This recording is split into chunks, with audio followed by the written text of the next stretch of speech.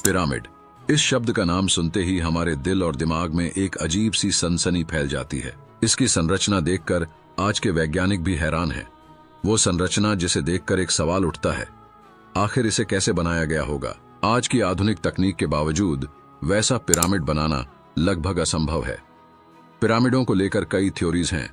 कुछ का कहना है कि इन्हें एलियंस ने बनाया। हाँ, वही एलियंस जिनके अस्तित्व पर आज भी बहस जारी है।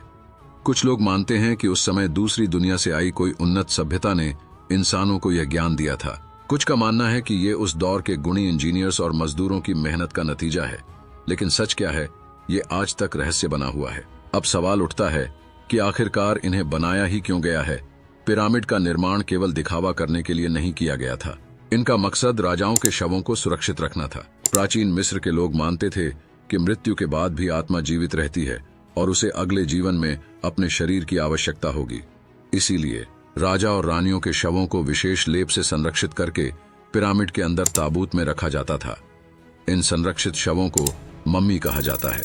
कई पिरामिडों के अंदर ऐसे राजाओं की मम्मी पाई गई हैं जिनके साथ सोना, चांदी, गहने और कीमती वस्तुएं भी रखी गई थीं। मिस्रवासी मानते थे कि राजा के पास अगले जीवन में भी ये चीजें होनी चाहिए। आपको जानकर हैरानी होगी कि यह पिरामिड जमीन से करीब 480 फीट ऊंचा और लगभग 4500 साल पुराना है। इसकी रहस्यमयी बनावट ने वैज्ञानिकों को भी हैरान कर दिया है। एक बार पिरामिड के भीतर एक संकीर्ण रास्ते की जांच के लिए वैज्ञानिकों ने एक छोटा सा रोबोटिक कैमरा भेजा। कैमरा आगे बढ़ता गया, लेकिन अचानक एक दीवार के सामने रुक गया। उस दीवार में 2 छोटे छोटे छेद थे। वैज्ञानिकों को यकीन हो गया कि इस दीवार के पीछे जरूर कोई गहरा राज छिपा है, जिसने शायद इन पिरामिडों के निर्माण की असली वजह बताने की ताकत रखी हो। जिज्ञासा ने उन्हें आगे बढ़ने पर मजबूर किया। उन्होंने रोबोट में एक ड्रिल मशीन लगाई और पत्थर में छेद किया। जैसे ही कैमरा उस छेद से अंदर पहुंचा, जो दृश्य उसने दिखाया वह 4500 सालों से किसी भी इंसानी आंखों ने नहीं देखा था। आखिरकार क्या रिकॉर्ड हुआ उस कैमरे में? लेकिन उससे पहले आपको बता दें कि मिस्र में कुल 138 पिरामिड हैं, लेकिन उनमें सबसे महान है ग्रेट पिरामिड ऑफ गीजा। यह पिरामिड समय की हर चुनौती का सामना कर खड़ा है, चाहे भूकंप हो या सुनामी। इस पिरामिड का बेस 13 एकड़ में फैला है, यानी 9 फुटबॉल मैदान के बराबर। एक स्टडी के मुताबिक इसे बनाने में लगभग 23 लाख विशाल पत्थरों का इस्तेमाल हुआ था। सोचिए, उस समय के लोगों ने कैसे इन भारी भरकम पत्थरों को बिना किसी आधुनिक तकनीक के इतनी ऊंचाई तक पहुंचाया होगा। लेकिन सवाल यह आता है कि आखिरकार इतने ऊंचे और विशालकाय पिरामिड को बनाने का मकसद क्या था? हजारों साल पहले जब इंसान के पास कोई आधुनिक उपकरण मौजूद नहीं थे, तो फिर कैसे इंच दर इंच इन दीवारों को सटीकता से लेवल किया गया? कैसे एक पत्थर जिसका वजन 50 टन था, उसे स्क्वायर शेप में काटा गया और बिना किसी क्रेन के 480 फीट ऊंचाई तक पहुंचाया गया?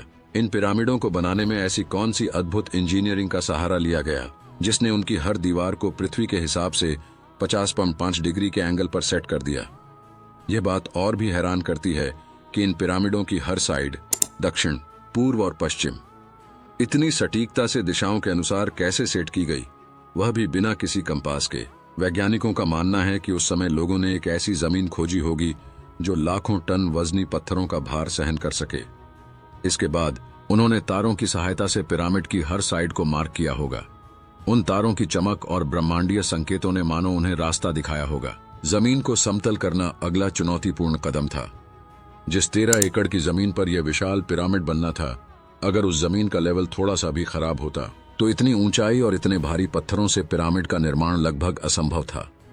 परंतु सोचिए, उस समय इंजीनियरों के पास ना तो लेजर लाइट थी, ना ही कोई उन्नत उपकरण जिससे वे जमीन के समतल होने का सटीक पता लगा सकते। एक्सपर्ट्स का मानना है कि उस समय के कारीगरों ने अद्भुत बुद्धिमत्ता और सरलता से काम लिया। माना जाता है कि उन्होंने कंस्ट्रक्शन साइट के चारों ओर दीवारें बनाई और उनमें पानी भरा। पानी का स्तर स्वाभाविक रूप से समतल होता है, तो जहां पानी का स्तर जमीन से मेल नहीं खाता था, वहां उन्होंने छेनी और हथौड़े का उपयोग करके उसे काटकर लेवल किया। कुछ विशेषज्ञों का यह भी मानना है कि मिस्र के कारीगरों ने एक सरल लेकिन प्रभावशाली टूल का इस्तेमाल किया होगा। इस टूल में एक लकड़ी के फ्रेम के दोनों सिरे पर धागा लटकता था, जिसके केंद्र में एक पत्थर बंधा होता। जब वह पत्थर जमीन को छूता तो समझ लिया जाता कि जमीन समतल है। यदि वह पत्थर जमीन से ऊपर लटका रहता तो उस हिस्से की खुदाई की जाती जब तक वह सही स्तर पर न आ जाए। जब जमीन पूरी तरह समतल हो गई और उसका माप भी सटीकता से हो गया तो कंस्ट्रक्शन शुरू करने का समय आ गया। लेकिन यह आसान नहीं था। लाखों टन भारी पत्थरों को लाने और उनकी पोजीशनिंग के लिए असाधारण मेहनत और योजना की जरूरत थी। अब सवाल यह आता है कि इन पिरामिडों में जो पत्थर उपयोग किए गए हैं वे लगभग 50 टन के हैं। उन पत्थरों को काटकर और स्क्वायर शेप देना बहुत ही मुश्किल काम था। पहले मिस्रवासियों ने इन पत्थरों को कैसे काटा, यह एक बड़ा सवाल है। रिसर्च से पता चला है कि उन्होंने इन बड़े पत्थरों को केवल छेनी और हथौड़े से काटा था। शोधकर्ताओं का यह भी मानना है कि निर्माण में इस्तेमाल होने वाली छेनी सिर्फ कॉपर की नहीं थी, क्योंकि उन्हें मालूम था कि कॉपर नरम होता है और पत्थर पर मारने पर मुड़ सकता है। इसलिए इसमें एक केमिकल शामिल किया गया था जिसका नाम आर्सेनिक था। इससे तैयार की गई छेनी को लकड़ी के हथौड़े से पत्थरों पर मारा जाता था और कई दिनों की मेहनत के बाद एक 50 टन के पत्थर को स्क्वायर शेप दी जाती थी। आपको बता दें कि ये जो पत्थर हैं वे एक खास किस्म के हैं जिन्हें आज लाइमस्टोन के नाम से जाना जाता है। इनकी कटाई पिरामिड के शहर गीजा से 250 किलोमीटर दूर तोड़ा के शहर में हुई थी। अब उनके सामने एक बड़ा मसला था इन पत्थरों को ट्रांसपोर्ट करने का। हर एक पत्थर 50 टन यानी 50,000 किलोग्राम का था और ऐसे 23 लाख पत्थर सिर्फ एक पिरामिड में इस्तेमाल होने वाले थे। इतने बड़े पत्थरों को ट्रांसपोर्ट करने के लिए उनके पास न तो कोई जानवर काम आ सकता था और न ही कोई ट्रक मौजूद थे। ऐसा माना जाता है कि यह काम वर्कर्स और कश्तियों की मदद से किया गया। प्राचीन मिस्र के लोगों ने अपनी तकनीक और साधनों का अत्यंत चतुराई से उपयोग किया। उन्होंने नील नदी का ऐसा लाभ उठाया जो आज भी एक अद्भुत रणनीति मानी जाती है। विशाल पत्थरों को खदानों से काटकर नदी के किनारे लाया गया, जहां उन्हें बड़ी बड़ी लकड़ी की कश्तियों में सावधानी पूर्वक लादा जाता। ये कश्तियां पत्थरों को पिरामिड निर्माण स्थल तक पहुंचाने का एकमात्र साधन थीं। विशेषज्ञों का मानना है कि यह काम उतना आसान नहीं था जितना सुनने में लगता है। इन पत्थरों को नदी के उस पार ले जाने में मजदूरों की एक पूरी सेना काम करती थी, जिसमें अनुशासन और संगठन का अद्भुत समन्वय होता था। लेकिन जैसे ही पत्थर निर्माण स्थल तक पहुंचाए गए, सवाल यह उठने लगा कि इन पत्थरों को पिरामिड की ऊंचाई तक आखिरकार कैसे पहुंचाया गया होगा। इस रहस्य ने कई शोधकर्ताओं और विशेषज्ञों को वर्षों तक उलझाए रखा। कई एक्सपर्ट का मानना है कि प्राचीन मिस्रवासियों ने इस चुनौती का हल निर्माण की शुरुआत में ही ढूंढ लिया था। उन्होंने या तो स्क्वायर रैंप, चौकोर ढलान का उपयोग किया होगा या फिर जिगजैग रैंप के जरिए पत्थरों को ऊपर खींचा गया होगा।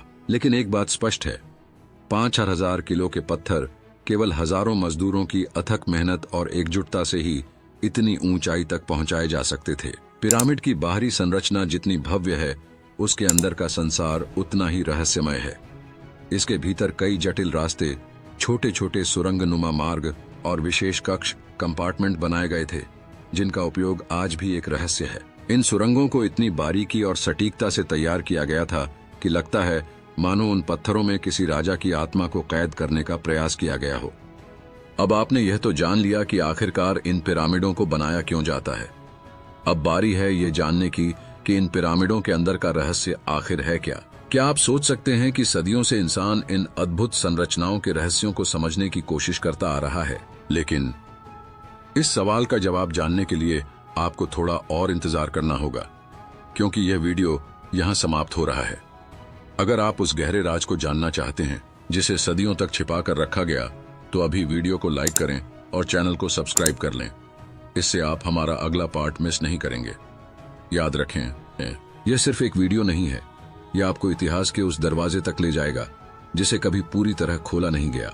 तो तैयार रहिए, अगला भाग आपके लिए और भी ज्यादा रोमांचक होने वाला है। सब्सक्राइब करना मत भूलिए, क्योंकि आपके सवालों के जवाब वही छुपे हैं।